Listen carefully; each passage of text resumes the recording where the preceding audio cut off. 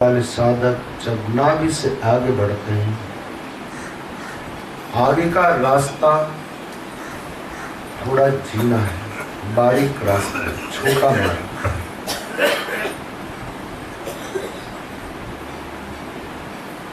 एक दो प्रकार की नाल इस शरीर के अंदर बताई महात्माओं ने, शंख और बंक। शंखनाल और बंकनाल के बीच में काफी फासला है।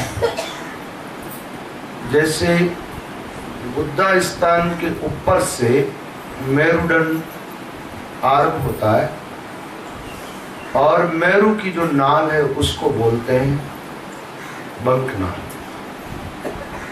और कर्ण स्थान से लेकर नाभि तक जो है इसको बोलते हैं शंखनाल। अब नाभि और मेरुदंड के बीच की जगह है, बीच का जो क्षेत्र है उसको क्या बोलेंगे? वो ना तो शंखनाल है न बंकनाल है। और शब्द को अब नाभि से बंकनाल में प्रवेश पाना है तो कैसे जाए? मान लीजिए कि एक कोई नदी चल रही है, उस नदी का एक इधर वाला किनारा है, एक उधर सामने वाला किनारा। अब दोनों किनारों के बीच में गहरी खाई है, दोनों किनारों के बीच में एक गहरी खाई। तो उन दोनों किनारों को कैसे जोड़ा जाए जिससे कि इस किनारे से हम उस किनारे पहुंच सके? तो नदियों के ऊपर लोग क्या करते, एक पुल बांध देते। अब पुल क्या काम करता है? पुल दोनों किनारों को जोड़ने का काम करता है, इधर का किनारा और नदी के उधर का किनारा। जैसे ऋषिकेश आदि आप जाते हो तो वहां राम झूला, लक्ष्मण झूला को देखते हो। वो झूले क्या करते हैं, नदी के दोनों तट जो है उनको जोड़ देता है। इस तट से इस तट, इस किनारे से इस किनारे, इस किनारे से इस किनारे आदमी आराम से उस झूला के माध्यम से जा सकता है, या पुल तैयार हो जाए तो आराम से जा सकता है। दोनों किनारों को जोड़े उसको हम क्या कहते हैं? पुल कहते हैं। एक बात है, किनारे बड़े हैं और पुल बहुत छोटा होता है, लेकिन पुल दोनों किनारों को जोड़ देता है। इस किनारे से उस किनारे आदमी आराम से जा सकता है। तो ये जो मेरु और नाभि के क्षेत्र को कौन जोड़ता है?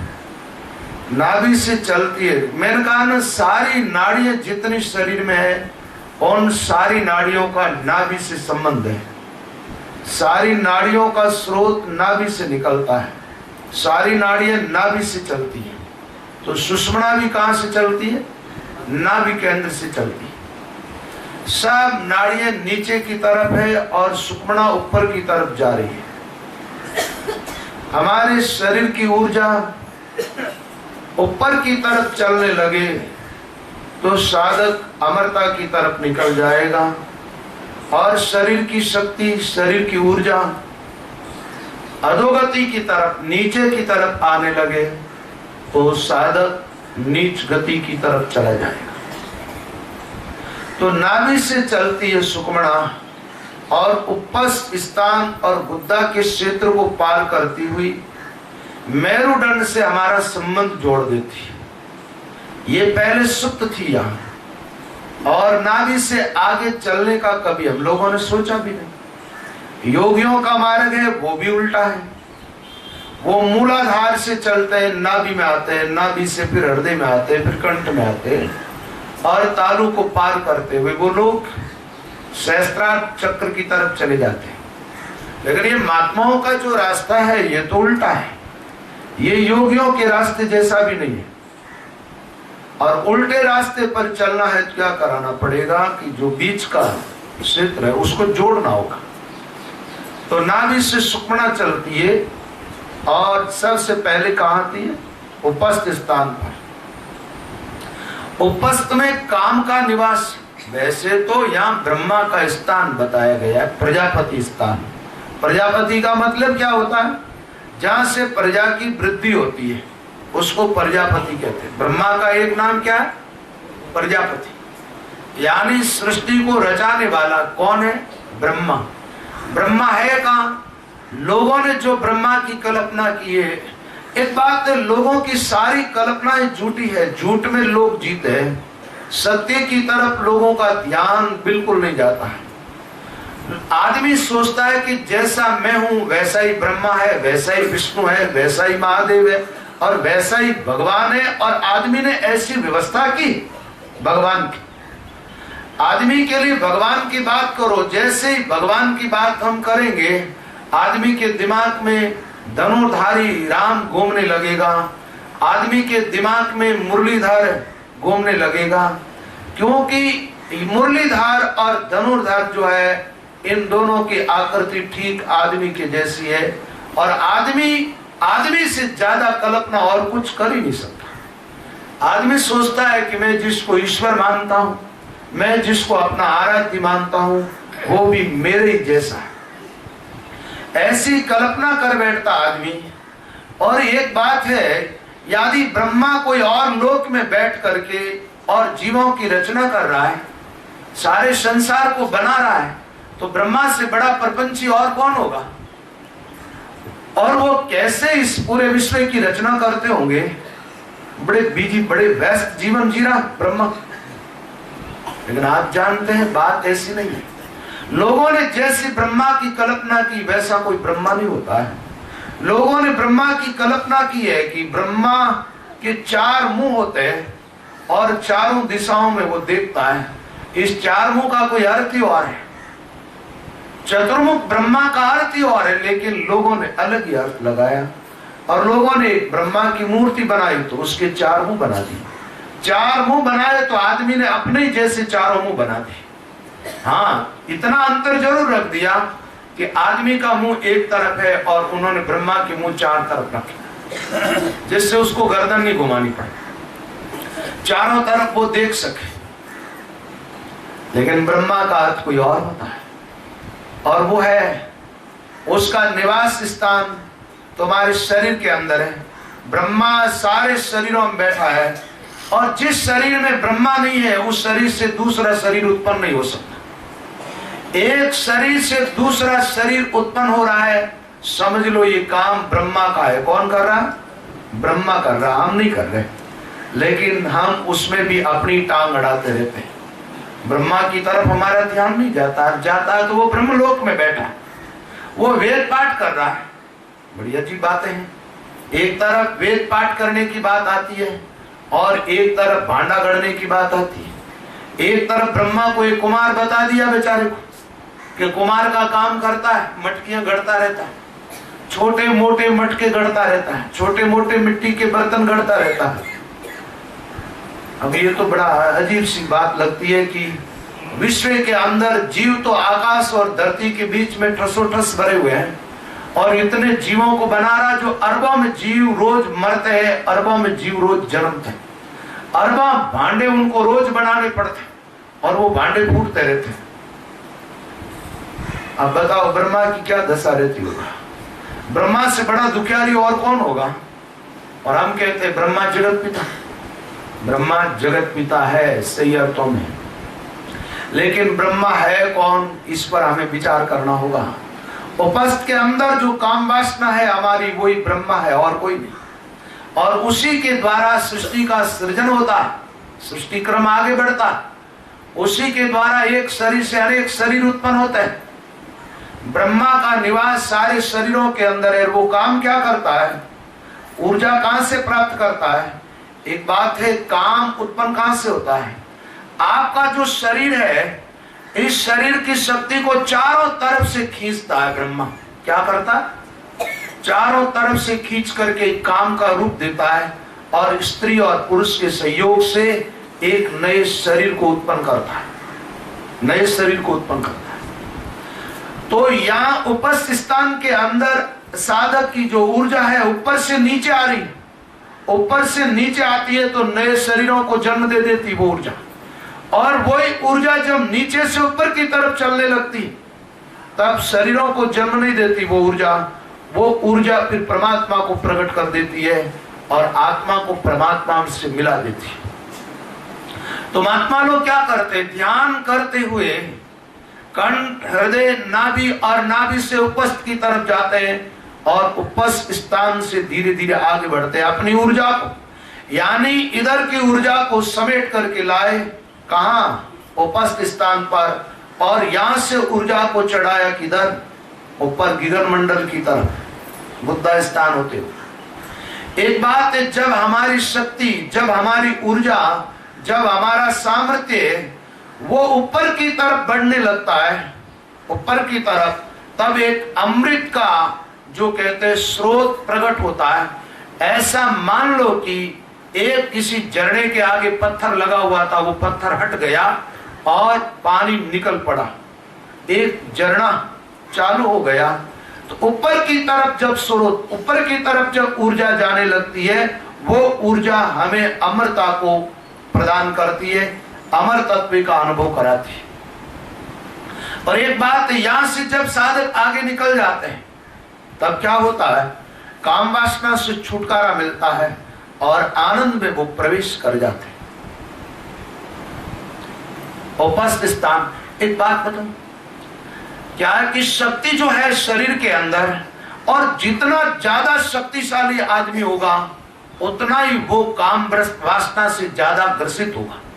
उसका कारण है शक्ति का रूपांतरण तो हुआ नहीं, तो शक्ति किधर आती है? काम केंद्र की तरफ आती है, और काम केंद्र की तरफ आकर के वो शक्ति नष्ट हो जाती है और ध्यान की युक्ति मिल जाती है। तो क्या होता है?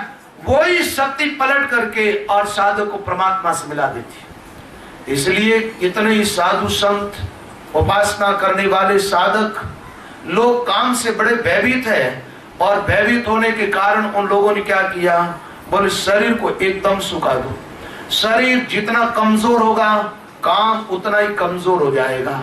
एक बात है, शरीर की कमजोर होने से वासना और काम कमजोर हो सकता है, लेकिन शक्ति का रूपांतरण तो नहीं हुआ। आत्मानुभूति तो उससे नहीं होगी, परमात्मा अनुभूति तो उनसे नहीं होगी। मैं कहता हूं शरीर में कितनी जान हो, कितनी ताकत हो, कितनी शक्ति हो, लेकिन वो शक्ति नीचे की तरफ आ रही है, उसको आप ऊपर की तरफ लेकर के जाए, ऊपर की तरफ। काम हमेशा ऊर्जा को नीचे की तरफ लाता है, अधोगति की तरफ, और ध्यान ऊर्जा को ऊर्ध्व गति देता है। तो ध्यान के द्वारा अपनी जो ऊर्जा है उसको आगे बढ़ाओ और इस केंद्र से थोड़े आगे निकलो। इससे आप आगे निकल करके देखेंगे, आप देखना वासना पीछे छूट जाती है, काम पीछे छूट जाता है। इसका अर्थ ये नहीं होता वो आदमी नपुंसक हो जाता है। नपुंसक होना अलग बात होती है और ऊर्जा को ऊर्ध्व गति की तरफ ले जाना बिल्कुल ही अलग बात होती है। उसमें बहुत बड़ा अंतर होता है। अपनी ऊर्जा को ऊपर की तरफ बढ़ाने वाले के वश में काम होता है, और ऊर्जा नीचे की तरफ आती है, वो सब जीव काम के वशीभूत होते हैं। काम के वश में होना अधोगति की तरफ जाना है, और काम को अपने वश में कर लेना परमात्मा की तरफ निकल जाना है। तो काम पर विजय कब प्राप्त होगी? लोग प्रयास तो करते हैं, उसके बावजूद भी पराजित हो जाते हैं। और ऐसे ऐसे संत, ऐसे ऐसे साधक हुए जो पत्नियों के साथ रह करके भी काम को जीत लिया उन्होंने। रामचंद्र जी महाराज के शिष्यों का ही उदाहरण देख ले यहाँ पर, और की बात क्या करें। रामचंद्र जी महाराज के 3 प्रमुख शिष्य हुए, देवकर्ण, कुशल राम जी और नवल राम जी। ये प्रमुख शिष्य हुए और इन्होंने बहुत छोटी अवस्था में ब्रह्मचर्य का पालन किया। ये लोग अपनी पत्नियों के साथ रहते थे।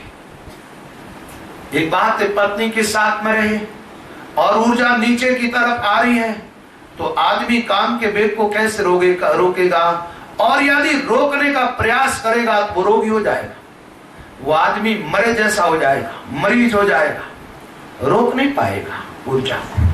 लेकिन रामचंद्र जी महाराज जैसे समर्थ गुरु मिले, तो गुरु ने क्या किया, ऐसी युक्ति बता दी, इस स्थान से ऊपर बढ़ाया, आगे निकाला, और आगे का स्रोत तो ऊपर की तरफ जा रहा, नीचे आता ही नहीं। तो फिर आदमी सहज काम को जीत सकता है। एक बात है, ब्रह्मचर्य का जो पालन करते हैं उन लोगों के लिए कुछ युक्तियां बताई जाती है। वो युक्तियां मैं जानता हूं आप लोगों के लिए बेकार होगी, क्योंकि आपका वो न तो विषय है और उन्हें कोई आप उधर चल नहीं चाहते हैं, ताकि गुरुजनों के द्वारा जो युक्तियां प्राप्त हुई है, जैसे आदमी के मन में वासना जगे, काम जगे, एकदम काम वासना से ग्रसित हो जाए, उस समय आदमी पूरी अपनी ताकत, पूरी शक्ति के साथ प्राण वायु को बाहर फेंक दे, पूरी शक्ति के साथ एकदम, और फेंक करके और उपस्थ स्थान को अंदर की तरफ खींच ले, जम करके पूरी ताकत से, पूरी ताकत से मूल बंद लगा दे, एकदम बुद्धा और उपस्थ को भीतर की तरफ खींच ले। एक क्षण के अंदर उस वासना से, काम से साधक को छुटकारा मिल जाएगा, तुरंत, तत्काल, प्रयास न करना पड़ेगा। छोटी सी युक्ति है, और ये युक्ति उन लोगों के काम की है जो ब्रह्मचर्य का पालन करते हैं, जो काम से छुटकारा पानी चाहते हैं। उसका अर्थ भी एक ऐसा ही है, जब मूल बंद कर लेते हैं तब ऊर्जा जो है वो ऊपर की तरफ चलने लगती है। नीचे की तरफ भाव जो था, ऊपर से शक्ति नीचे आ रही थी, वो ऊपर जाने लगी, ऊपर जाने लगी तो छुटकारा मिल गया उसे। और मैंने जो पुस्तक लिखी है उसके अंदर इसका जिक्र किया है।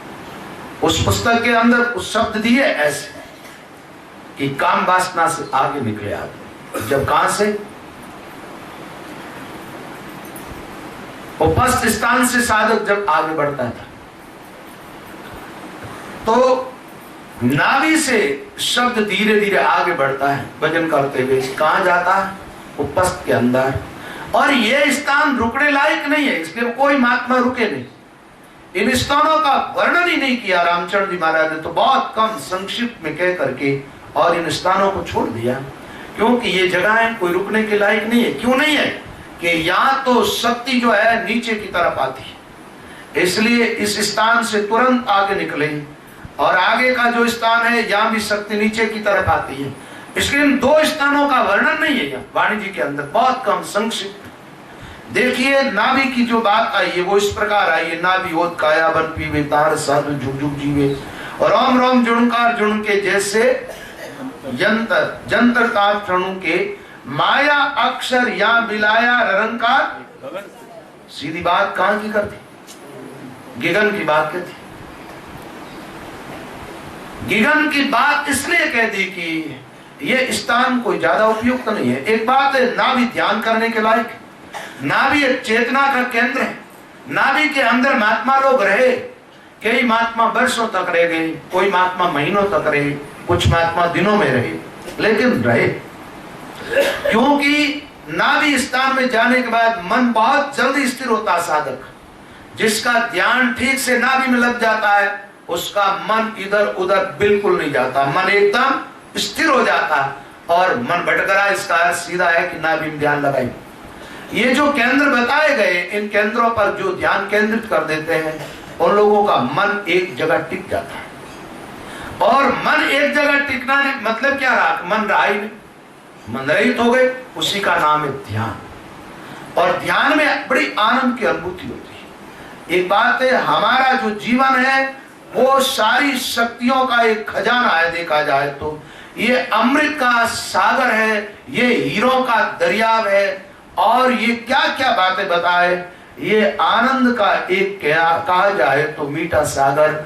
लेकिन बात यह है ना, हमने तो कभी आनंद को पहचाना नहीं, हमने कभी जीवन में हीरे देखे नहीं, हमने कभी कुछ नहीं देखा। केवल ये पंच भौतिक शरीर जो अस्थूल है, जिसकी इंद्रियां और इस शरीर तक हमारी पूरी सोच टिकी रही, और इसी सोच में हम मर गए।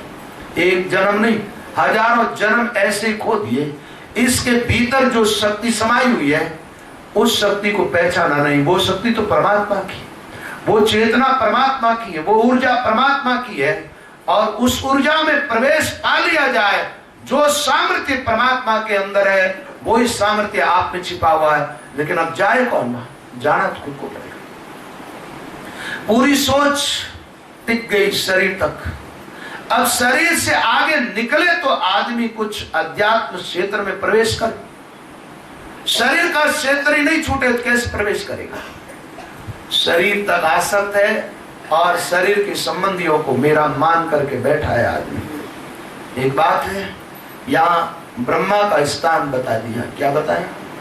ब्रह्मा, इसको छोड़े। एक बात और आती है कि आगे का जो स्थान है उसको तो जम का स्थान भी माना और गणेश का भी माना। इस स्थान को ब्रह्मा का भी कहा और सरस्वती का भी कहा। ये तो एकदम विरोधी बातें हो गई दोनों। एक बात है, यहां से आदमी जब ऊर्ध्व गति की तरफ चलने लगता है तो अध्यात्म ज्ञान उसके भीतर प्रकट होता है, इसलिए इसको सरस्वती का स्थान कहा। और यहां से इस काम वासना से आगे जीवों का जन्म होता है, ये श्रृंखला आगे बढ़ती है। तो क्या हो गया, काम वासना में जी रहे हो तो कहां जी रहे हो, ब्रह्मा में जी रहे हो। तुम ब्रह्मा बन गए वहां जाकर के, क्या बन गए। और हर आदमी ब्रह्मा है, देखा जाए हर आदमी। तुम ब्रह्मा नहीं बनते तो तुम्हारी संतानें पैदा ही नहीं होती। तुम सब ब्रह्मा, तुम सब विष्णु हो। और विष्णु नहीं होते तो बच्चों का भरण पोषण कैसे कर लेते। तुम सब शिव हो, शिव नहीं होते तो तुम मरते कैसे, ये जीवन की कला समेट कैसे लेते। सिमटते भी खुद ही हो अपने आप में, जन्म भी बच्चों को तुम देते हो और भरण पोषण करने वाले भी तुम ही हो। इसलिए ब्रह्मा भी तुम हो, विष्णु भी तुम हो, शिव भी तुम हो, सरस्वती भी। सरस्वती क्या, ये सुषुम्ना जो ऊपर की तरफ चलती है, सरस्वती के लिए भी लोगों ने कल्पना कर दी, एक बीना लेकर के बैठी है और हंस के ऊपर बैठी बैठी गा रही है एक देवी। बिना हाथ में है, सफेद कपड़े पहने हुए, बिना हाथ में सफेद कपड़े पहने हुए और मधुर स्वर में गा रही। हंस पर बैठी रहती है, हंस उसकी सवारी है। आप नहीं जानते हमारी जो हंस वृत्ति है वही हंस। और जीवन जब अध्यात्म में हम प्रवेश करते हैं तो एक संगीत प्रकट होता है जीवन में, उस आनंद का नाम ही बीणा है और कुछ नहीं। और चेतना का अनुभव जो है वो ही सरस्वती का ज्ञान है। लेकिन उधर तो लोगों की सोच बिल्कुल ही नहीं। लोगों ने सारे देवी देवताओं की कल्पना अपने हिसाब से की और वो देवी देवता कोई बार नहीं है और जैसी आप कल्पना करते हो वैसा कुछ भी नहीं है। जो है जो पूरा का पूरा खजाना तुम्हारे भीतर है, ये सुषुम्ना ही सरस्वती। अब इस स्थान से भी जब हम आगे बढ़ते, मैंने कल कहा था कि ये जल्दी जल्दी में प्रसंग पूरा कर दो क्योंकि अब काफी लंबा हो गया। ये भाई जो सीढ़ी बना रहा है ये भी तंग आ जाएगा, क्या बात है, ये कोई प्रसंग पूरा होगा नहीं होगा। और भगत लोग भी कहने लग जाते हैं, कहीं भी मैं जो रुक जाता हूँ ना तो बोले महाराज पूरा ही करो, अब नहीं करो। और भी तो बातें सुननी है ना लोगों। एक बात है, यहाँ बैठा बैठा सुनाऊं तो वही बात सुनाऊंगा, इधर उधर से सुनाऊंगा तो बात जो मेरे को सुनानी वही सुनाऊंगा। क्या करूंगा, बात तो वही सुनाई जाएगी जो मेरी समझ में आ रही वो सुनाऊंगा। आपके लिए ब्रह्मा बाहर है, कोई ऊपर लोक में बैठा है ना।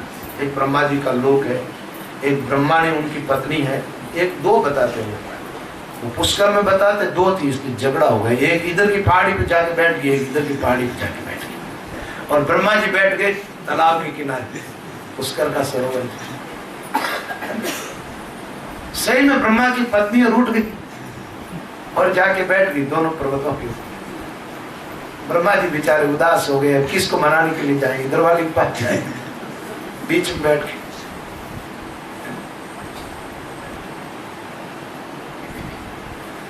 तो भाई ये सारी कल्पना है। और कुछ लोग तो ऐसी कल्पना करते, कोई बहुत ऊंचा लोक है जिसके अंदर ब्रह्मा जी रह रहे हैं। अब ऐसा ब्रह्मा किस काम का, किसी और लोक में रहता हो जो अपनी मदद कैसे करेगा।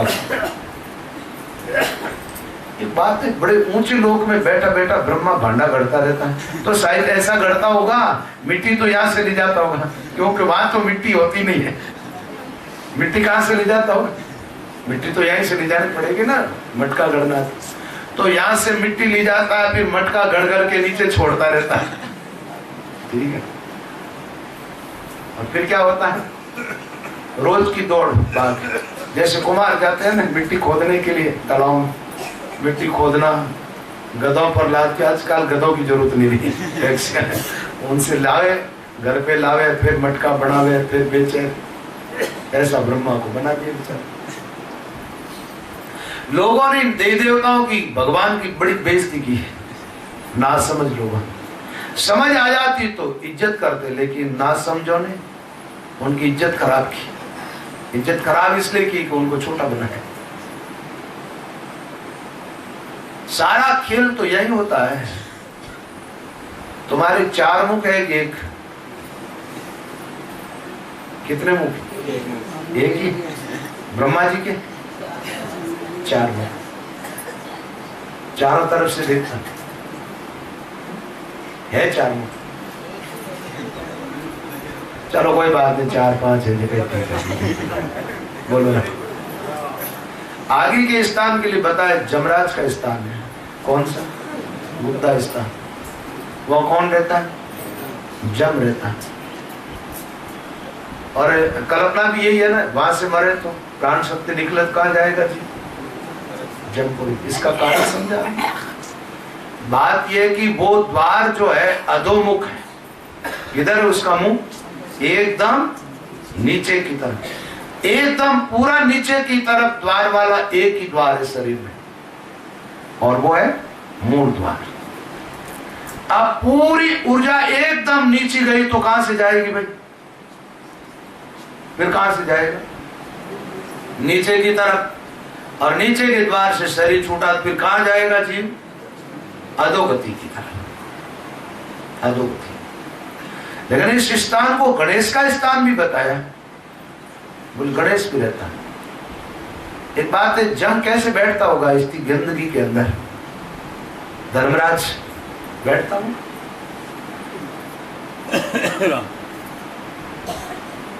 बात यह है, ये सारे स्थानों की जो कल्पना बताई गई महात्माओं ने, यहां से कुछ गंदी चीजों का विसर्जन होता रहता है, बाहर निकलता, मल नष्ट होता रहता है। जम का काम क्या होता है? जहां से है वहां से जीवों को निकालो और नष्ट करो। इसलिए यहाँ स्थान को जम का स्थान बता दिया। और गणेश का स्थान बताने का भी यही कारण है। गणेश जहाँ है वहां जहाँ रिद्धि सिद्धि ज्ञान सब है, ऐसा है ना। तो स्रोत ऊपर की तरफ चलने लगता है तो क्या होता है? वहीं से रिद्धियां सिद्धियां और ज्ञान सब खुल जाता है। सारा ज्ञान का भंडार जो है उसकी चाबी यहां से लागू होती, यहां से लगती। इस स्थान से जब साधक आगे बढ़ता था। अब ये स्रोत किधर जा रहा है? ऊपर की तरफ, गुद्दा स्थान से मेरु तक। मेरु तल का मतलब नीचे जहां स्थान वहां पर शब्द आता है। और श्वास श्वास हम भजन करते गौर से, उससे क्या होता है? वो रास्ता धीरे धीरे खुलता है अंदर का, और उस रास्ते से साधक ऊर्ध्व गति की तरफ जाता है, ऊपर की तरफ।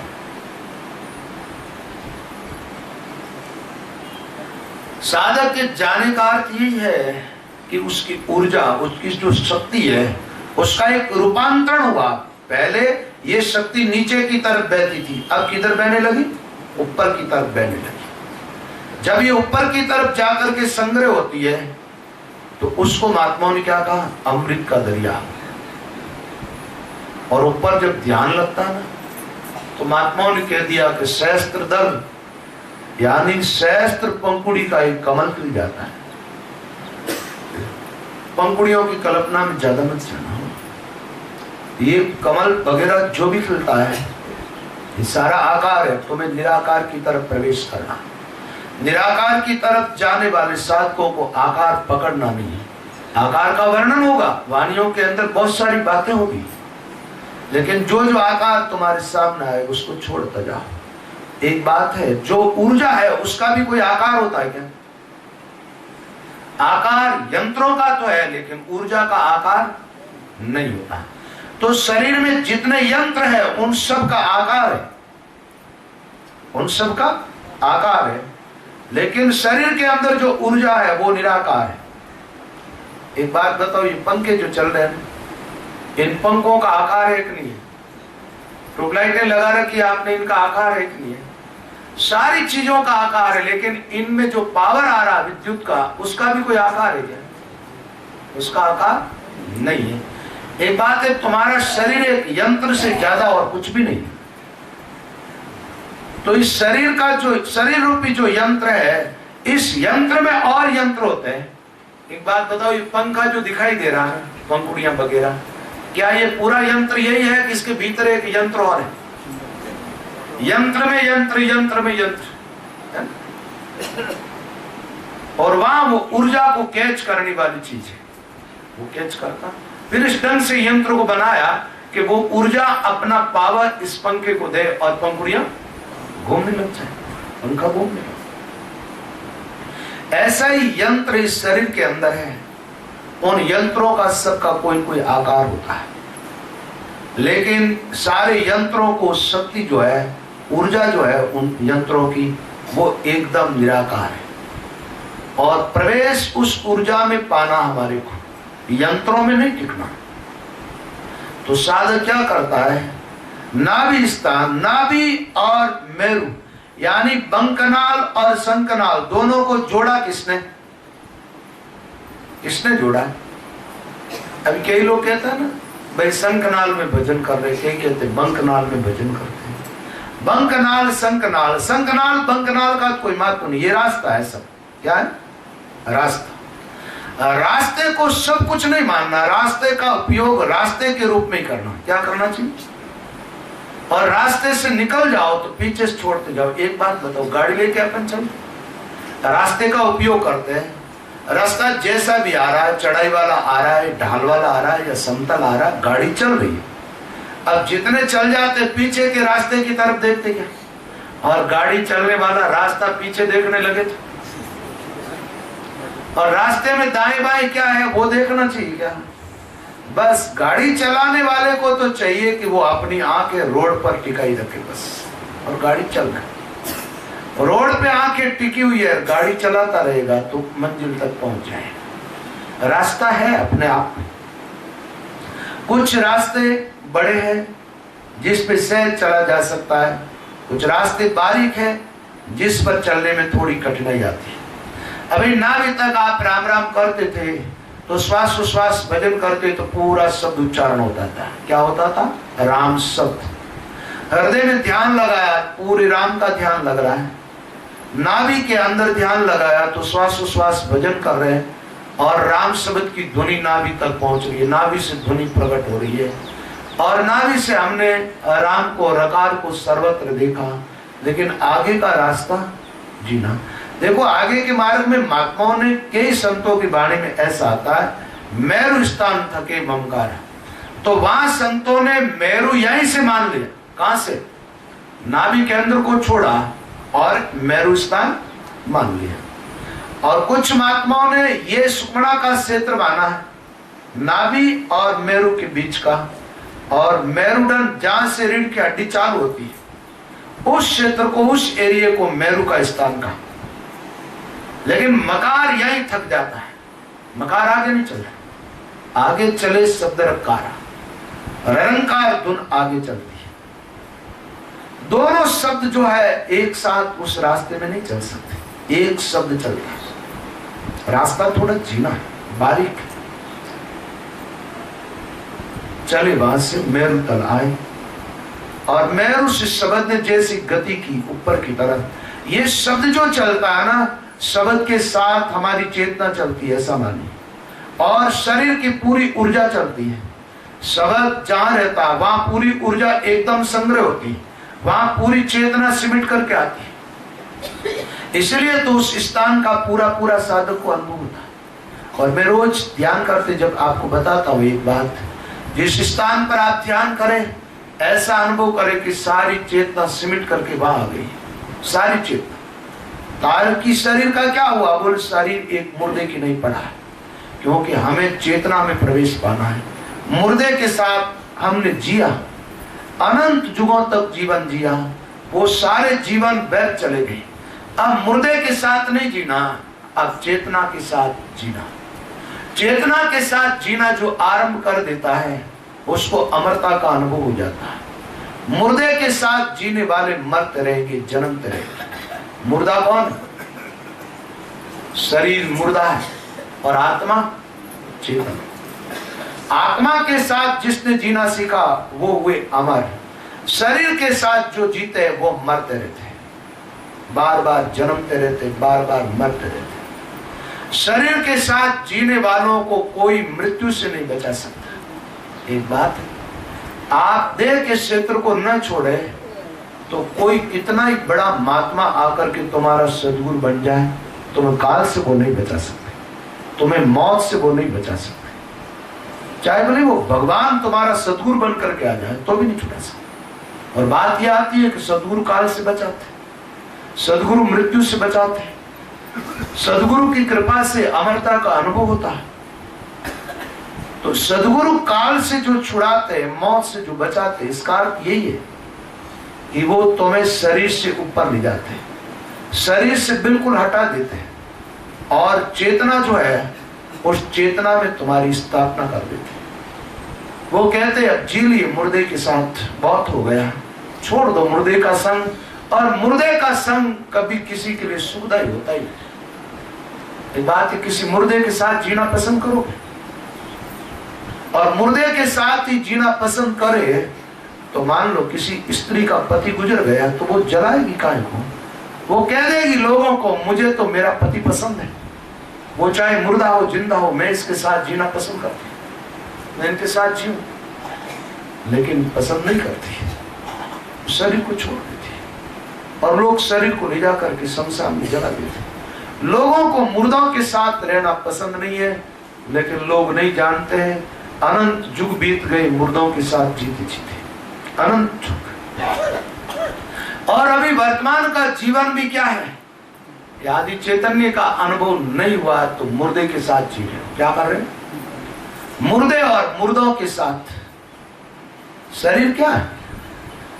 शरीर में तो एक चेतना काम कर रही है, इसलिए लगता है कि ये चेतन है। शरीर चेतन है? शरीर चेतन नहीं है, शरीर जड़ है, लेकिन जड़ में चेतन। बस वो चेतना जड़ के अंदर है। जब तक जड़ चेतन लगता है, शरीर तो मुर्दा ही है। मरेगा क्या? मर मराया। आज चेतना हट जाए शरीर से, आज ही मरा है। ये जीवन किसके आधार पर है? चेतना के आधार पर। तो अब हमें चेतना के साथ जीना चाहिए, चेतना का अनुभव प्राप्त करना चाहिए। शरीर मुर्दा है, इसके साथ जी के क्या करना है? इसमें कोई भी अच्छी चीज नहीं है। देखो आप थोड़ा प्रयास करके देखो। मैं तो आपको सुझाव देता हूं, आप देखो, आप थोड़ी आंख बंद करें और देखें, थोड़ी चमड़ी झिल्ली हटा करके, पतली पतली जो चमड़ी है इसको ऊपर, इसको थोड़ा हटा करके देखें, शरीर की असलियत सामने आ जाएगी। झिल्ली हटा के देखोगे तो शरीर जैसा है वैसा तुम्हारे सामने प्रकट हो जाएगा। और चेतना को शरीर से हटा करके देखो तो शरीर जैसा है उसका असली रूप तुम्हारे सामने आ जाएगा। शरीर का असली रूप सामने कब आता? जब तुम अपनी चेतना के रूप से इससे हट जाते हो। चेतना हटे, चेतना के हटने के बाद शरीर को क्या कहते हैं भाई? मुर्दा तो पहले से ही था ये, लेकिन अब क्या है, हमें पता चला इसके मुर्देपन का। क्या हुआ? हमें मुर्देपन का पता चला जब चेतना अलग हुई, इससे हट करके हमने इसको देखा, जब हमें पता चला ये मुर्दा। मुर्दा तो पहले से था, चेतना तो कोई और चीज है। बिना विवेक, बिना ज्ञान आदमी मुर्दे के साथ जीना भी पसंद कर लेता है। आप जानते हैं, छोटा कोई बच्चा और उसकी मां मर जाए, मां की छाती पर बैठ जाएगा, मां का स्तन अपने मुंह में ले लेगा और वो सोचेगा कि इन मां के स्तनों से दूध मिलेगा मुझे, क्योंकि बच्चा अबोध है, बच्चे को ज्ञान नहीं है। बच्चे को ये ज्ञान नहीं है कि उसकी मां के शरीर से ऊर्जा निकल चुकी। ऊर्जा का मतलब जो शक्ति थी वो पूरी की पूरी निकल गई, शरीर में कुछ भी नहीं बचा। जो शरीर में दूध पैदा करने वाली शक्ति थी वो निकल चुकी। लेकिन बच्चा अज्ञानी होने के कारण क्या करता है? बच्चा यही देखता है कि ये मेरी मां है, ये वो नहीं देखता कि मुर्दा शरीर बचा है, इसमें कुछ नहीं। लेकिन समझदार आदमी कोई भी ऐसा काम नहीं करता, चाहे पति हो चाहे पत्नी। मुर्दी पत्नी जिंदे पति के काम की नहीं होती है, और जिंदा पति, मुर्दा पति जिंदी पत्नी के काम का नहीं होता है। मुर्दे मुर्दे होते हैं। तो मुर्दों के साथ बहुत जी लिया, अब थोड़ा प्रयास करें चेतना के साथ जीने का। अब थोड़े चेतन के क्षेत्र में प्रवेश करें, मुर्दे शरीर को छोड़ें, और जो चेतना में प्रवेश कर जाता है, जो ऊर्ध्व गति को प्राप्त हो जाता है, वो अमर हो जाता है, उसके जन्म मृत्यु का सदा के लिए अंत होता है। यहाँ के आगे की जो गति है वो ऊर्ध्व गति है, इसके पहले की गतियां ठीक ठाक थी। पहले का जो क्षेत्र है वहां जन्म मृत्यु का अंत नहीं है, अब आगे का क्षेत्र कुछ और है। एक बात है, आंख नाक कान वाला क्षेत्र जो है ना, ये भी पूर्व के मार्ग में आ जाता है।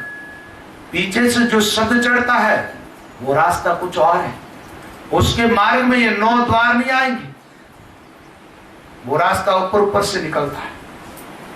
9 द्वार पीछे छूट जाते हैं, 9 द्वारों पर जाने वाले सारे मार्ग पीछे छूट जाते हैं। अब तो ये मार्ग यहां से जो चला है, ये तो एक द्वार और है जो बंद पड़ा है, उस द्वार की तरफ निकलता है। और अपनी चेतना को साधना करने वाले किधर ले जाते हैं? उस द्वार की तरफ। नीचे की तरफ आने वाली चेतना ऊपर की तरफ जाने लगी, श्वासोश्वास भजन कर रहे हैं, 20 गांठ घोर से फाटी, आगे रास्ता बन रहा है। जैसे मान लीजिए कोई बांस है, बांस को आप देखें तो बांस की लकड़ी में हर एक पेरी में एक गांठ लगी रहती है, भीतर से बांस पोला और पेरिया में गांठें लगी रहती है। आदमी ऐसा प्रयास करे, ऐसा कोई यंत्र ले जिसके द्वारा हर एक पेरी का छेदन कर दे, क्या करे? हर गांठ का छेदन करे। गांठों का जब छेदन हो जाएगा, बांस में जो पोल है वो पोल एक दूसरी पोल से जुड़ेगी।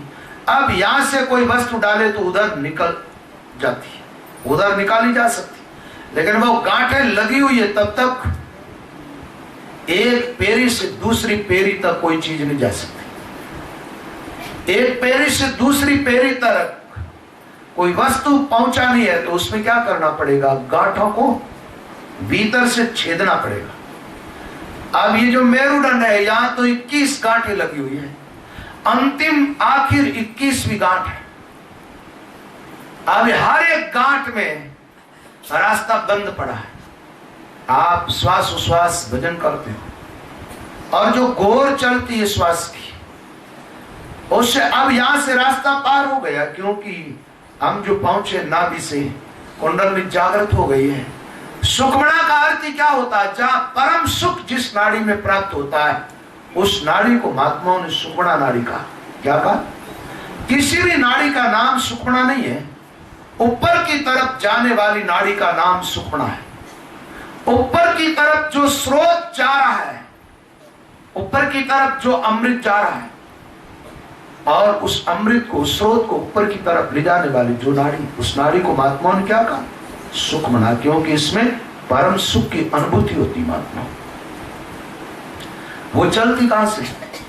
वो चली तो नाभि से, लेकिन आगे रास्ता बंद है, तो वो यहां तक ही रहती। कहां रहती? एक बात है, ऊपर से नीचे आने वाले स्रोत दाएं बाएं आते हैं मेरुदंड से, इड़ा और पिंगला के द्वारा, तो शक्ति ऊपर से नीचे आती है और वो काम का एक रूप लेती है। काम को आपने वासना भी कहा है, लेकिन वासना और काम में बहुत अंतर होता है, बहुत अंतर। लेकिन लोगों ने ज्यादा कर वाक्य काम और वासना की एक ही की। काम में वासना में बहुत अंतर है। वासना से तुम्हारा जन्म आगे होता है और काम से अन्य जीवों का जन्म होता है। काम से अन्य शरीरों की उत्पत्ति होती है और वासना तुम्हें ही नया शरीर प्रदान करती है। वासना और काम में बड़ा अंतर, लेकिन प्राय कर लोगों ने अर्थ एक जैसा किया। ऊपर से नीचे आने वाले रास्ते खुले, और आज से नहीं, बरसों से जन्म लेता जब से रास्ते। अरे भाई, ऊपर से पानी नीचे आए, प्रयास क्या करना पड़ेगा? वो तो सहज आ जाता। ऊपर से नीचे आना कोई कठिन नहीं, लेकिन नीचे से ऊपर जाना। अब नीचे से ऊपर जाना, रास्ता भी बनाना, बना हुआ नहीं। तो नीचे से नाभि के अंदर से ये नाड़ी निकलती, कौन सी? सुखमणा। चलती किधर है? अब ये चलती तो महाराज ऊपर की तरफ है, लेकिन मेरुदंड के भीतर से इसका रास्ता, इड़ा पिंगला दाएं बाएं, बीच में सुखमण चाले। हम सुखमणा चाले तो इसलिए तो रास्ते रुके ही रुके। भजन करोगे, भजन के बल से आप देखना, एक एक गांठ का छेदन होता जाएगा और रास्ता बनता जाएगा। भंवरा जो होता है बांस में घुस जाए तो बांस की सारी पेरियों का छेदन कर देता, सारी गांठ। उसकी गुंजार जो है वो रास्ता बनाती। शब्द की गुंजार, रकार की गुंजार जो है वो मेरुदंड में रास्ता बनाती और ऊर्जा का स्रोत ऊपर की तरफ चलने लगता है। धीरे धीरे एक एक करके गांठ का छेदन होता है। एक बात है, धीरे चले तो कोई दिक्कत नहीं है, लेकिन रास्ते का चुनाव ऊपर की तरफ का हो जाना चाहिए। अब बात तो मेरी आज भी पूरी नहीं हुई, कल पूरी करेंगे। सत्संग का टाइम हो गया, इसलिए अब सब भाई बहनों ध्यान के लिए तैयार हो जाए। राम कृपालु की पावन चरणों में प्रणाम उपस्थित करते हुए तत्पश्चात परमादरणीय पूज्यपाद भगवत स्वरूप स्वामी जी श्री रामचरण जी महाराज की पावन चरणों में प्रणाम नमस्कार करते हुए राम प्रेमी श्रद्धालु भक्तजनों, श्रद्धा वात्सल्य में माता बहन, यहाँ पर स्वामी जी श्री रामचरण जी महाराज की अनुभव वाणी का प्रसंग शुभारंभ किया जा रहा है। तो श्रवण मनन एवं निध्यासन करने का पुरुषार्थ करेंगे। वाणी जी के अंदर श्वास राम नाम का सुमिरन करने से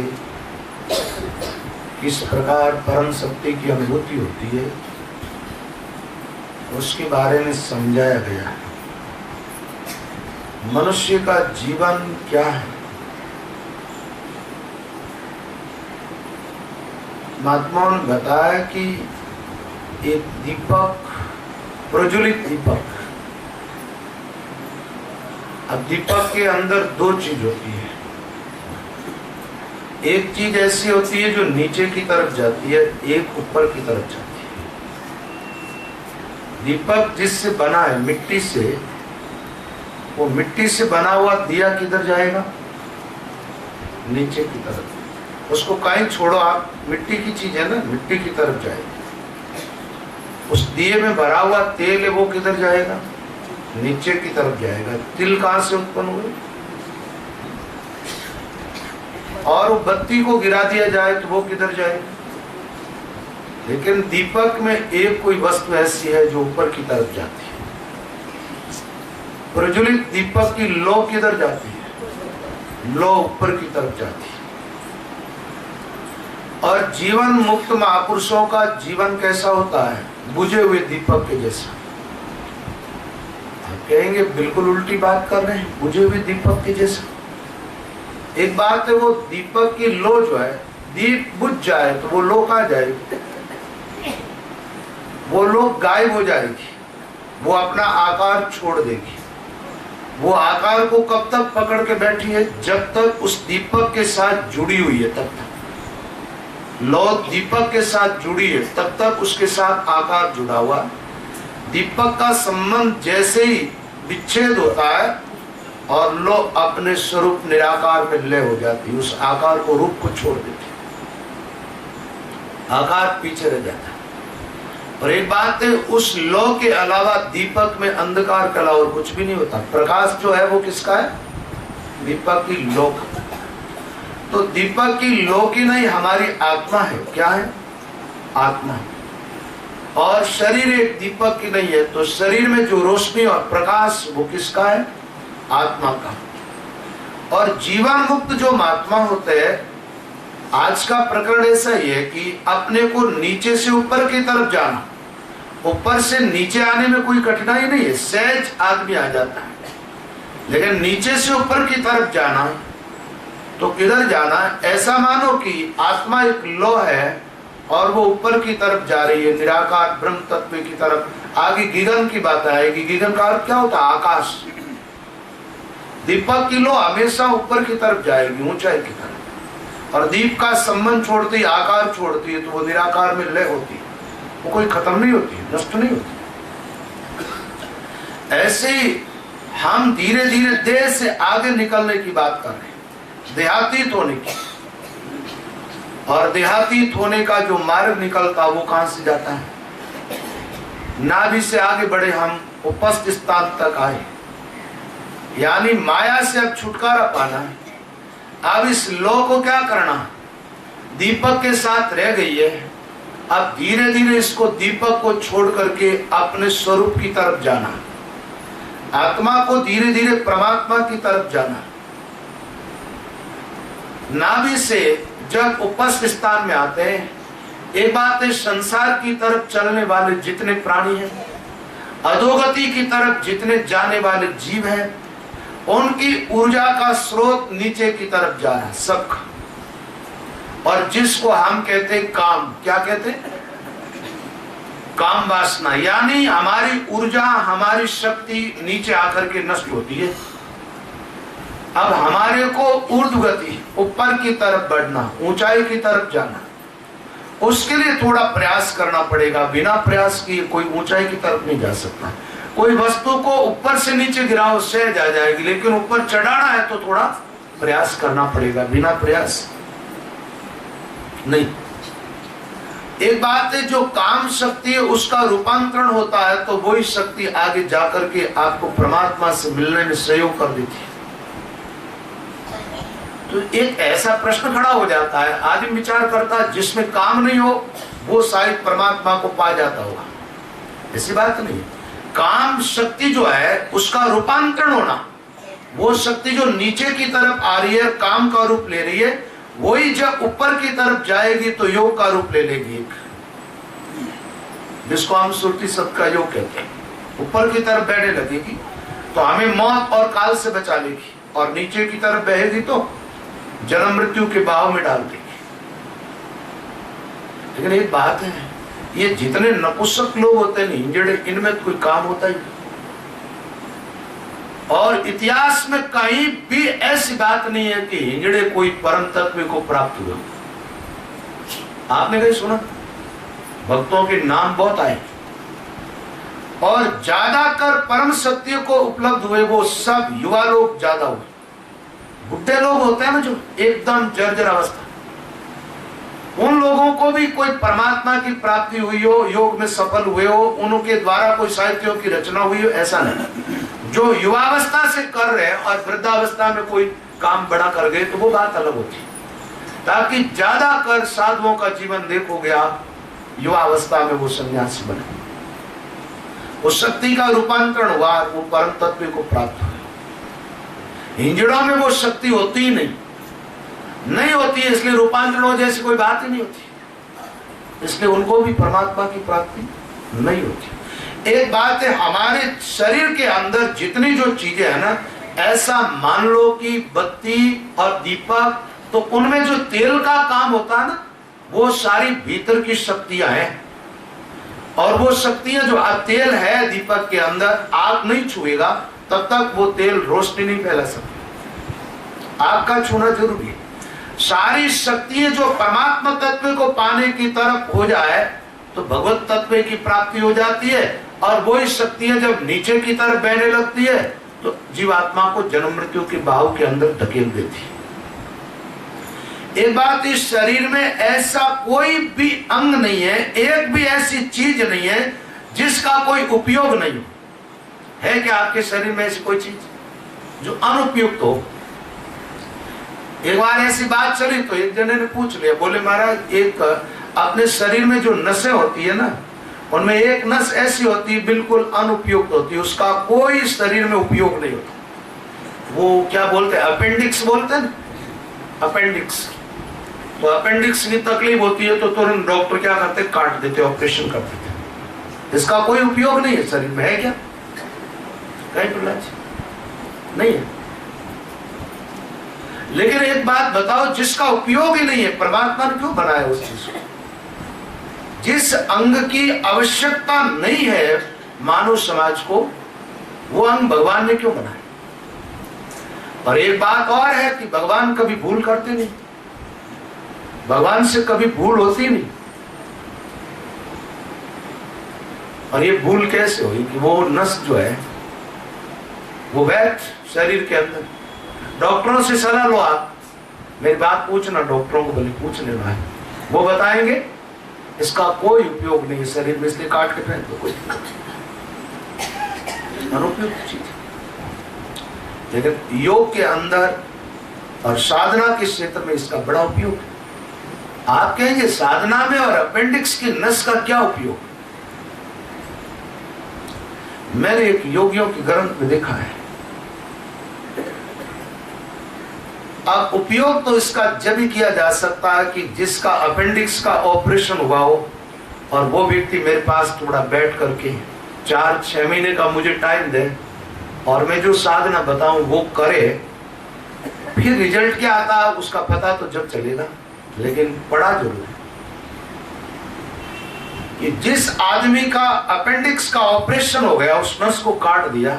योग के अंदर एक विधि, अभी जैसे अपन भजन कर रहे हैं, भजन की जो साधना, इसको अपन किधर लेके जा रहे हैं? साधन की बात करता करता मैं उधर जा रहा हूं। धीरे धीरे एक दिन ऐसा होता है कि अपन अपने शरीर से एकदम अलग हो जाते हैं। साधन करते करते क्या होते हैं? अलग होकर के अपने शरीर को अपन अपने से अलग देखने लग जाते हैं। और ये जो रास्ता मैं बता रहा हूं, ये रास्ता उधर ही जा रहा है। देहातीत जब ध्यान करोगे तो धीरे धीरे ध्यान करते करते ऐसा अनुभव होगा, हम एकदम शरीर से अलग निकल गए। शरीर अलग पड़ा है, हम अलग। शरीर बैठा है चाहे लेटा है, कुछ भी हो रहा है, वो पड़ा है। आत्मा से तुम एकदम अलग चले जाओगे। मैंने अभी बताया ना, दीपक की जो लो है ना, वो दीपक से अलग हो जाए, एकदम अलग होकर के उस दीपक को देख लो, ये दीपक ऐसा। फिर वो शरीर में वापस आ जाते हैं, फिर जब चाहे जब शरीर से अलग हो जाते हैं। और ऐसा ध्यान करने वाले जो महात्मा होते हैं, उन्हीं के तो मौत मुट्ठी में होती है। वो जब चाहे जब शरीर छोड़ देते और जितनी देर चाहे उतना समय तक वो शरीर रख लेते। और यही प्रकाया प्रवेश करने की विधि है। पहले साधक अपने देह से हटने का प्रयास कर ले, दूसरे शरीर में प्रवेश करने का तरीका दूसरा है, जो अभी मेरे अनुभव के बाहर है। मैं उन चीज से एकदम अनभिज्ञ हूं, लेकिन महात्माओं की वाणियों में है और संत कई ऐसे हुए जिन्होंने प्रकाया प्रवेश किए। लेकिन ये बात जरूर घटित हो सकती है आप में से किसी के भी जीवन में, क्यों? ये अनुभव की बात है और अनुभव की बातें कभी झूठी नहीं होती। जो साधक निरंतर ध्यान करेगा, टाइम लग सकता है 6 महीने, 12 महीना, 2 साल, 4 साल, 5 साल। साधक जैसी साधना करते उसके अनुसार साधन होता है। साधन में कोई उसका साधन दूसरा नहीं कर सकता। भजन साधन जो करते हो आप ही करोगे, केवल बताने वाला बताएगा। वो तरीका मैं कथा में तो नहीं बताऊंगा, जैसे शरीर से एकदम आदमी अलग हट जाए और वापस शरीर के भीतर आ जाए, लेकिन करीब करीब उसके निकटता की सारी बातें आपको बता दूंगा, सारी बातें बता दूंगा। कथा में नहीं बताऊंगा, उसका एक कोई कारण है, जो भी है। तो देह से अलग होकर के अपने ही शरीर को अपने से अलग देखना। एक बात ये जीवित मृतिक महात्माओं की जो बातें आती हैं, इसका अर्थ क्या करोगे? जीते जी मर जाना, यानी हम जिंदे हैं, पूरे होश के साथ इस शरीर को छोड़ सकते हैं। जैसे मान लो आप अपने घर में जाने में स्वतंत्र, बाहर निकलने में स्वतंत्र, बाहर भी जा सकते, भीतर भी जा सकते। ऐसी योग्यता साधक को प्राप्त हो जाती है। लेकिन मैंने ये बात सुनी है, अब किया हुआ नहीं, और करे भी तो कैसे कर? मैं तो कर नहीं सकता, क्यों? मेरे तो वो ऑपरेशन हुआ नहीं। अब जिसके ऑपरेशन हो गया हो उसको साधना करवाए और वो सफल नहीं हो तो पक्का हो जाए। कहते हैं कि अपेंडिक्स नस का जिसका ऑपरेशन हो गया, वो नस जिसकी कट गई, वो देह से बाहर जाके देह में लौट नहीं सकता, देह से बाहर नहीं निकल सकता वो, और देह में वापस लौट नहीं सकता। ये देह से बाहर जाना और लौट के वापस देह में आ जाना, ये शक्ति उसकी समाप्त हो जाती है। योग के अंदर तो सारी नसों का, सारी नाड़ियों का उपयोग है ना। ये अपन जो श्वास लेते हैं ना सुरों से, इन सुरों का भी उपयोग है। ये सुर बताते हैं अपने को कब चलना चाहिए, कब बैठना चाहिए, कब खाना चाहिए, कब पीना चाहिए, सारी बातें ये बताते सुर अपने आप। आपके भीतर जो तत्व काम करते वो तत्व भी बताते भीतर बैठे बैठे कि अब क्या करना चाहिए, क्या नहीं करना चाहिए। सुषुम्ना नाड़ी चले तो वो बताती है अब तुम ध्यान में बैठ जाओ, जल्दी सफल हो जाओगे। सूर्य नाड़ी चले तो वो बताती है कि जो कठोर काम करना है वो चालू कर दो, चंद्र नाड़ी में सामान्य कर्म करे। और जो इन सुरों का ज्ञान प्राप्त नहीं करते, इनसे विपरीत चलते हैं, वो लोग दुखदायी क्लेश पूर्वक जीवन जीते।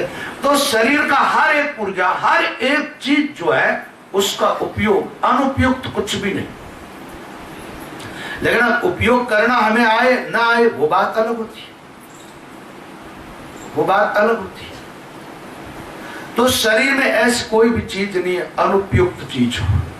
एक बात, एक काम जो है ना, इस काम के बारे में कहीं तो आता है कामदेव। काम को राक्षस बताया कहीं पर? बताया क्या? नहीं बताया। काम को बताया देव। और भगवान की विभूति योग में काम को बता दिया भगवान ने अपना स्वरूप। क्या बताया? काम मैं हूं, मेरी विभूति।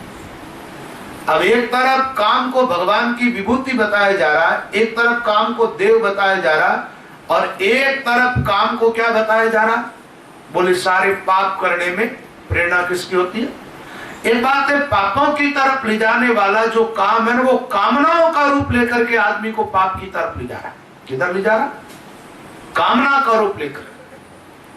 और जब काम में कामना आती है तब उसमें वासना बैठती है। मैंने कल एक बात बताई थी, काम की व्याख्या अलग है, काम का अर्थ अलग है और वासना का अर्थ एकदम ही अलग है।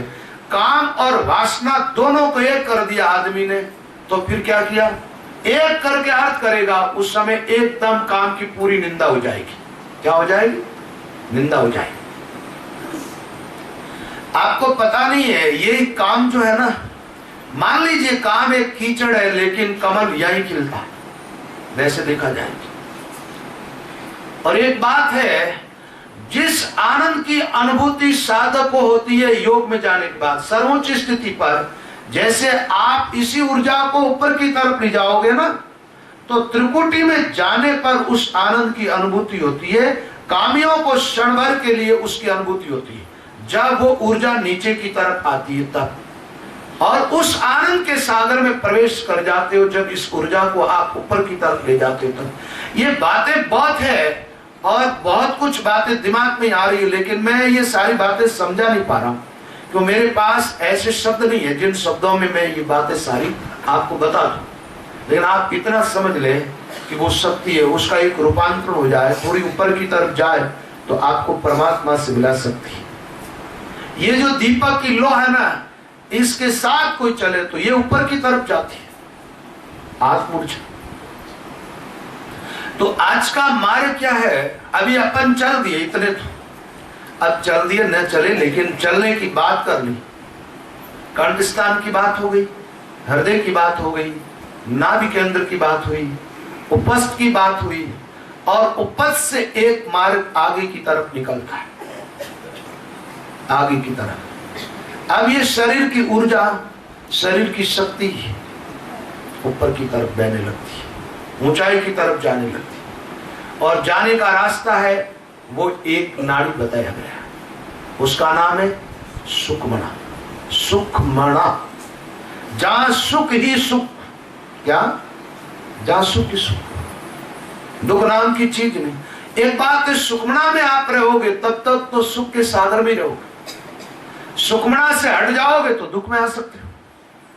सुखमणा हमेशा इसका बहाव ऊपर की तरफ है, इड़ा पिंगला का बहाव नीचे की तरफ।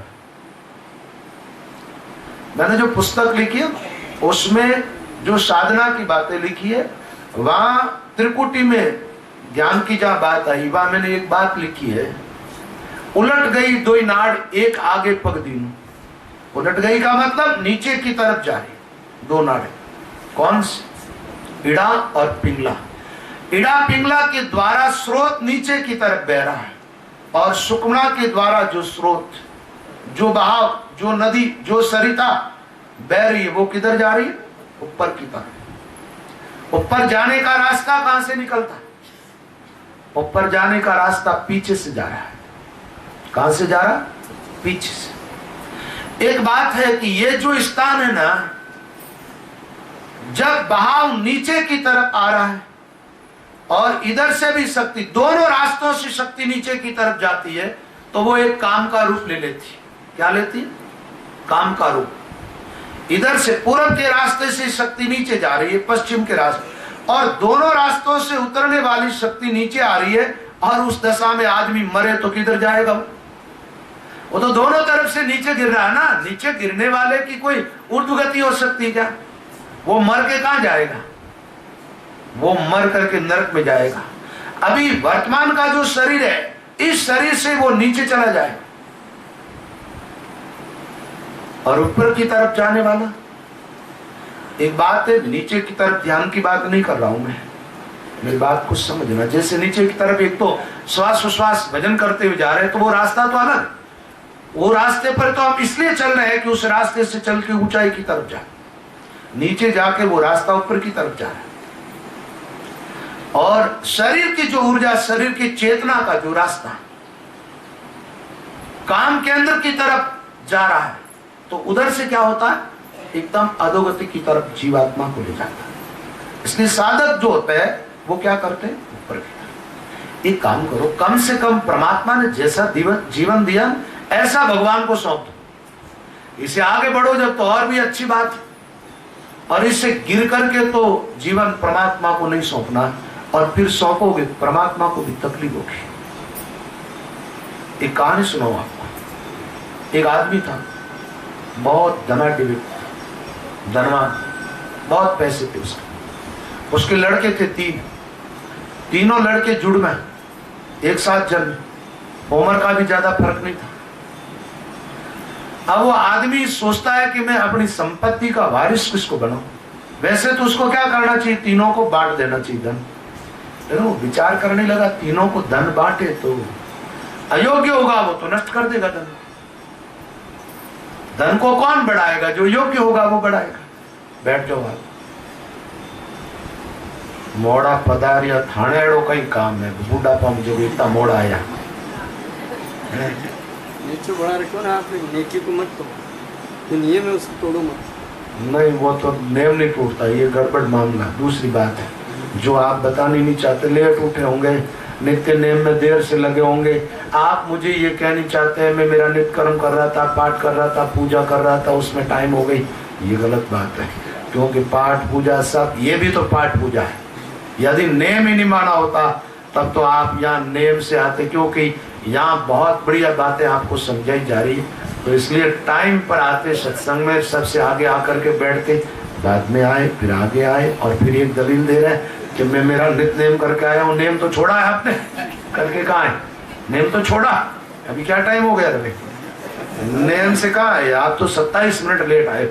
नेम पे चलते तो ऐसा होता ही नहीं। इसलिए क्या करना, बुढ़े लोगों का काम है। तुम्हारे लिए तो मैं यहाँ बैठा हूँ, तो करीब 3 महीने से ज्यादा हो गया, और तुम लोग भी ऐसे धीरे धीरे आ रहे हो, तो फिर आएगा कौन यहाँ? क्योंकि अब तुम्हारा तो नाव किनारे है, इसलिए जल्दी आओ तुम लोग, धीरे धीरे मत आओ, कल लेट मत आना, टाइम पे आना। बोलो रहा। वो आदमी क्या कर रहा था? अब अपने बच्चों के लिए विचार कर रहा था।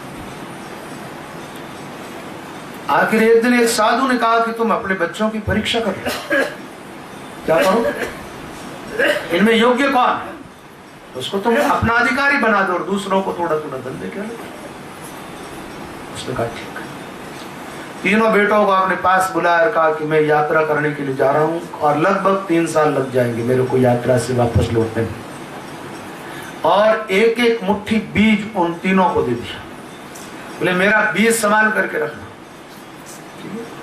मैं जब भी यात्रा करके वापस आऊंगा उस समय मेरा बीज मुझे वापस लौटाना होगा।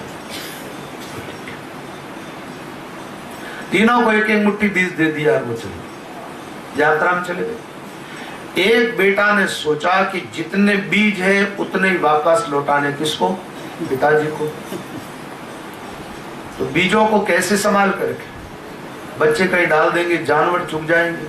उसने क्या किया, एक पोटरी में बांध करके और बीज को तिजोरी में रख के लॉक कर ताला लगा दिया। अब जितने बीज है उतने वापस दे दे।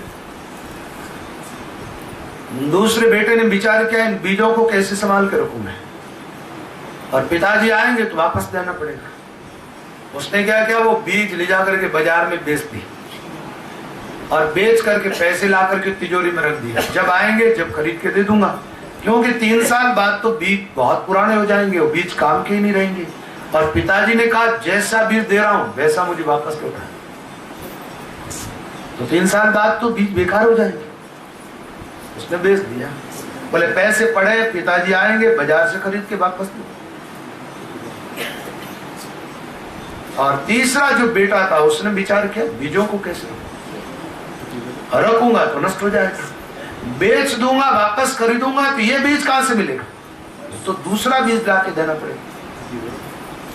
उसने क्या किया, उसके घर के पीछे काफी जगह थी, उस जगह को बढ़िया उपजाऊ करके और वो बीज सब बांध दिए। कुछ बीज ऐसे थे पौधे उदे हुए तो महाराज उनके अंदर फूल खिले, कुछ बीज ऐसे थे जिससे झाड़ फलदार पेड़, एक अच्छा बगीचा लगा दिया और हर साल बीज आता है, फिर बीजों को बोता जा रहा है, सुंदर बगीचा एकदम बढ़िया।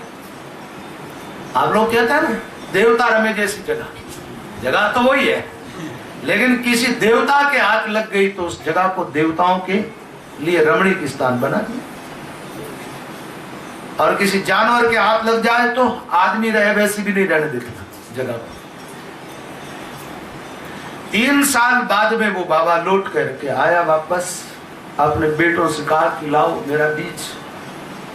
पहला बेटा तिजोरी खोली, तिजोरी के अंदर से निकाल के दिए तो बीज तो सब सड़ गए, खराब हो, राख बची। दिए थे पिता ने उस समय, वो बीज सब जीवित थे, सारे बीज मर गए,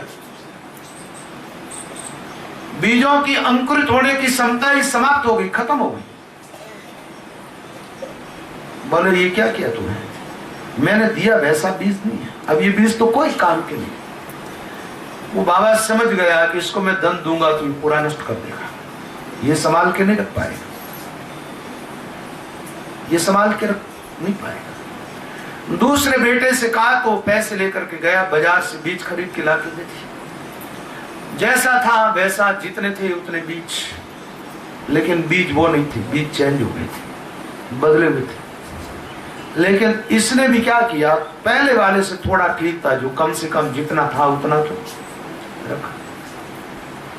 तीसरे बेटे से कहा तो कहा कि आपके बीज तो कुछ ज्यादा हो गए, इसलिए आपको देखने के लिए चलना पड़ेगा। आपने घर के पीछे ले जा करके वो बगीचा दिखाया, ये आपका बीज है। क्या पिता बहुत खुश हो गए, बीज जो था वो अनंत गुना कर दिया उसने। एक बात है, आपका जीवन क्या है, एक बीज जैसा। अब इसको संभाल करके आप चले, ठीक आत्म ऊर्जा की तरफ चले आप, तब तो क्या होगा, विराट परमात्मा जो है वो खिल जाएगा तुम्हारे भीतर, वो प्रकट हो जाएगा जैसे बगीचा हो। ये जीवन तुम्हारा एक बगीचा बन जाएगा। और देह कोई मैं मान करके बैठे रहे, अधोगति की तरफ ही चलते रहे, ऊर्ध्व गति का कोई रास्ता ही नहीं लिया, तो क्या होगा, जीवन ही नष्ट हो जाएगा। मैं ये बात बता रहा था, जैसा परमात्मा ने जीवन दिया कम से कम संभाल करके रखो, और वैसा तो परमात्मा को सौंपो, आगे नहीं बढ़ सको। और आगे बढ़ो तो परमात्मा की प्रसन्नता, भगवान बड़े प्रसन्न हो जाते।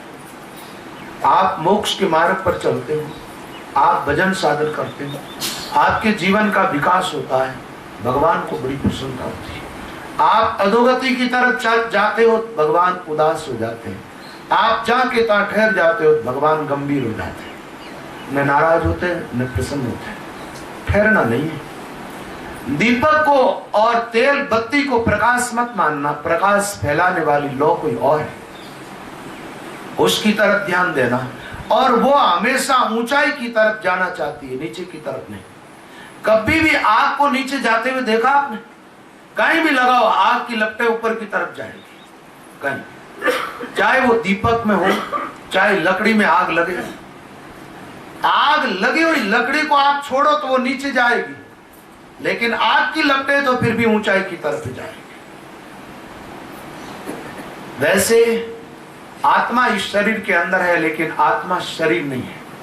और ये शरीर आत्मा के लिए एक उपकरण, एक साधन के रूप में मिला है। इस शरीर को पा करके आप ऊंचाई की तरफ जा सकते हैं, अन्य शरीरों में नहीं।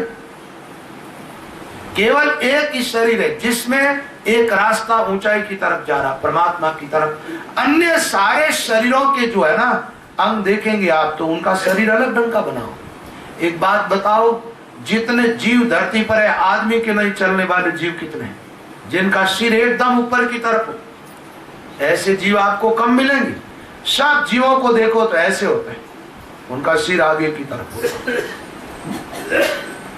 आहार वो करते हैं ना, कचरा करके पीछे की तरफ छोड़ते हैं। आदमी गंदगी को नीचे, पीछे नहीं नीचे, और पवित्रता को ऊपर की तरफ लेके जाता है। ये योग्यता केवल एक आदमी के अंदर है, इसलिए आदमी के शरीर की बड़ी महिमा बताई गई। बड़े भाग्यमान उस तन पावा, सुर दुर्लभ सदग्रंथन गावा। और वो ये आदमी अधोगति की तरफ जा रहा है तो उसी की ऊर्जा का स्रोत नीचे की तरफ जा रहा है तो वो आगे जाके जानवर बनेगा। जैसा जीवन परमात्मा ने दिया, इस जीवन को वो संभाल के परमात्मा को नहीं सौंप पाएगा। कबीर का एक भजन है, चदरिया जीनी राम जीनी, तो उसमें लास्ट में क्या लिखा उन्होंने? दास कबीर जुगत कर ओढ़ी है जेड़ी दर्दी में, जैसी थी चदर वैसी की वैसी परमात्मा को सौंप दी। और हम लोगों ने क्या किया? चदर तो दी थी परमात्मा ने, लेकिन हमने उसको गंदी कर दी, और कुछ लोगों ने तो नष्ट ही कर दी।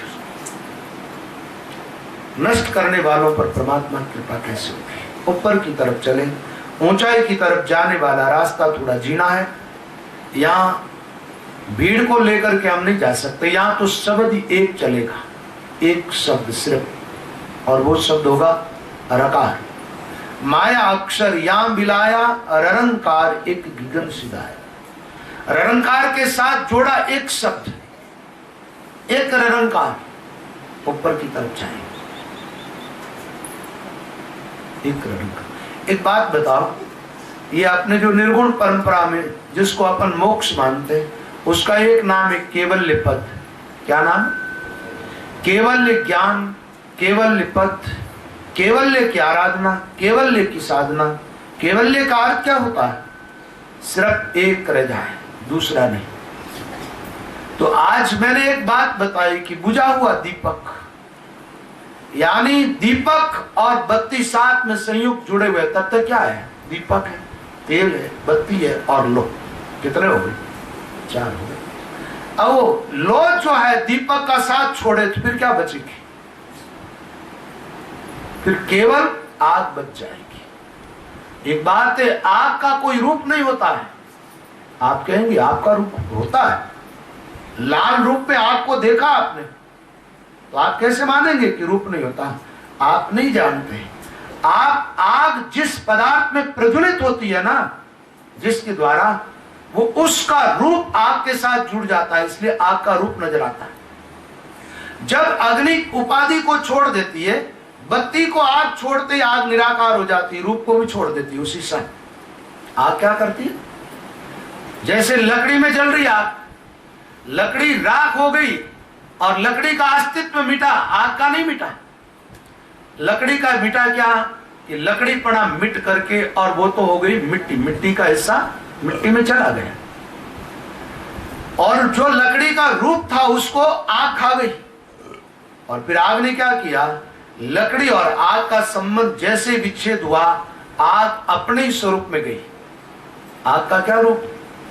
निराकार। आग का कोई आकार नहीं है। अग्नि का आकार किसी ने नहीं देखा होगा। आपके शरीर में भी अग्नि है, समुद्र में आग होती है, धरती में, पेड़ पौधों में, सब में आग है। वहां कोई आग का रूप दिखाई नहीं देता है, केवल प्रज्वलित आग का रूप दिखाई देता है।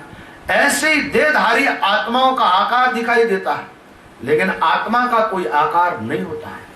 आत्माएं हमेशा निराकार रहती है।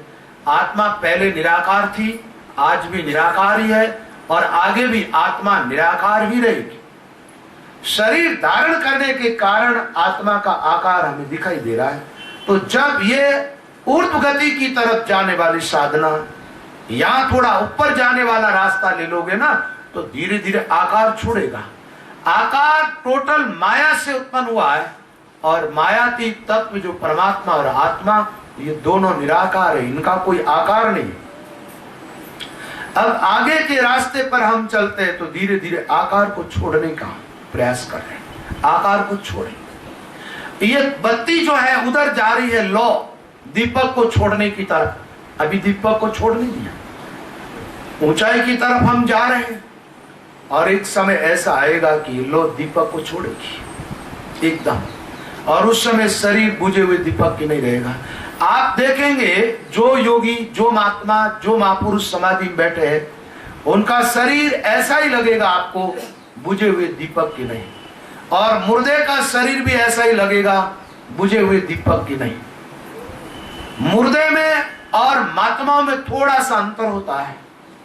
मुर्दे को पता ही नहीं होता है चेतना का, मुर्दा मुर्दा होता है, चेतना निकल जाती है, चेतना को भी चेतना का पता नहीं, क्योंकि आत्मा से परिचित तो वही नहीं। परिचित होने के जो केंद्र थे वो तो सब सुप्त रह गए, इसलिए वो मर के आगे नया शरीर धारण कर लेती है।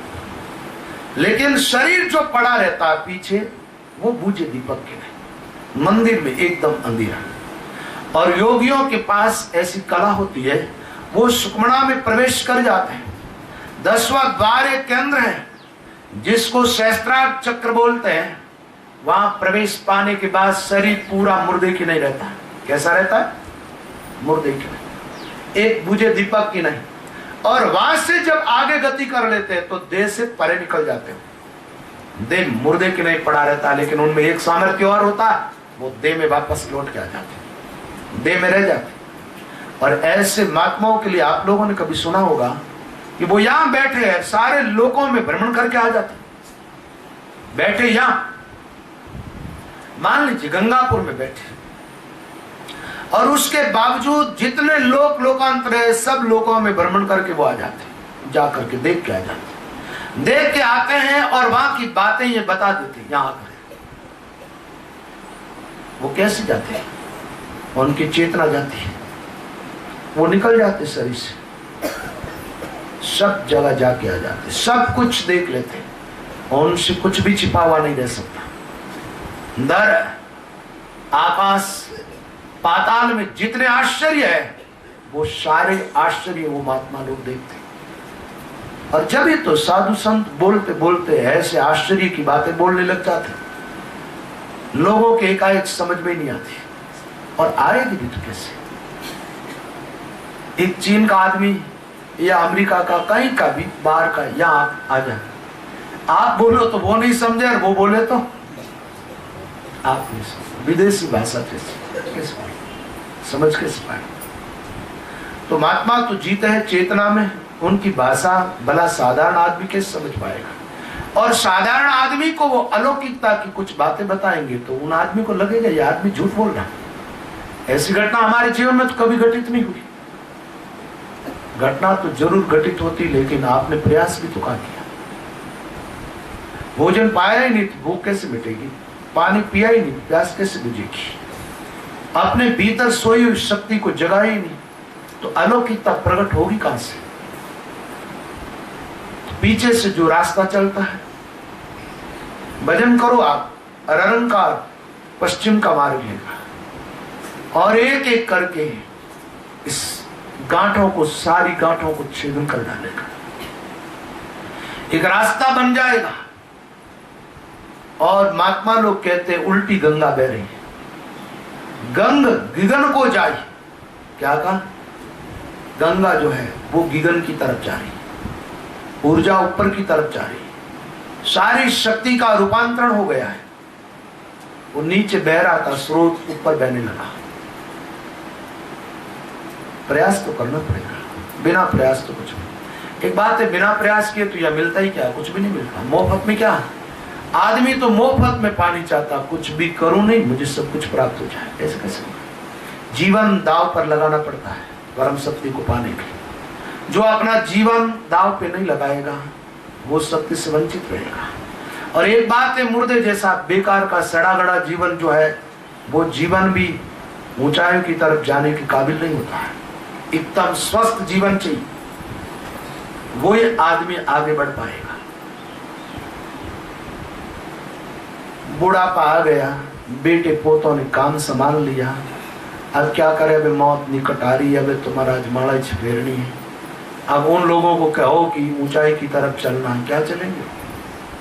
मुरझाया हुआ फूल लेकर के कोई परमात्मा की तरफ जाए, कैसे राजी होंगे? तो जो फूल मुरझाए, आप पूजा करते हो ना, तो ठाकुर जी को मुरझाए हुए फूल चढ़ाते हो, ताजे फूल चढ़ाते हो? अच्छा, या सुबह लाए, रख दिए, पूरी मुरझा गई, पंखुड़ियां सूख गई फूलों की, वो फूल ले जाकर मामूली कोई हल्के से गीले है वो फूल, वो चढ़ाओगे, बस वो चढ़ाओगे तो लाभ भी वैसा ही मिलेगा। आपका जीवन एक खिला हुआ फूल है और कुछ नहीं। क्या है? एक ताजा खिला हुआ। लेकिन आप क्या करते हो? इस फूल का आदर ही नहीं करते हो, और इसका आदर नहीं करते हो तो ये मुरझाने लगता है। जब ऐसा लगता है कि तो नाश की तरफ जा रहा है, नष्ट हो जाएगी। अब लोगों, अब तुम्हारे संस्कार बन जाएंगे, इस जीवन में अगला जीवन मिलेगा, और उसमें कोई सुझाव मिल जाए, कोई संत, कोई सदगुरु मिल जाए, तो हो सकता है तुम्हें ऊर्ध्व गति प्राप्त हो जाए, ताकि इस जीवन में केवल संस्कार बनेंगे। पापों से मुक्ति पा सकते हैं। पापों को मिटा देना कोई कठिन काम नहीं है, पाप तो सहज ही मिट जाते हैं। अच्छी गति प्राप्त कर लेना कोई कठिन काम नहीं है, लेकिन पूरी ऊर्जा को ऊर्ध्व गति दे देना। इसलिए तो आप देखते हैं ना, लोग भजन तो खूब करते हैं, लेकिन एक खिड़की बंद ही रहती है, आदमी मरता तब तक। बहुत सारे मैंने देखे भजन करने वाले मरते हैं, इनके ऊपर का द्वार बंद ही रहता है। होता ही है कई बार तो कि इनको अनुभव कुछ भी नहीं हुआ, ये ऊपर की तरफ चले ही नहीं, और इनको एहसास हो गया, और उसमें ये लोग संतोष करके बैठ गए। तो फिर क्या होता है? स्रोत तो नीचे की तरफ ही चल रहा है, फिर मरते हैं तो किसी की जान आंखों से निकलती है, किसी की नाक से निकलती है, किसी की कान से, किसी की मुंह से निकल जाती है, किसी की मूल द्वार से, किसी के उपस्थ से।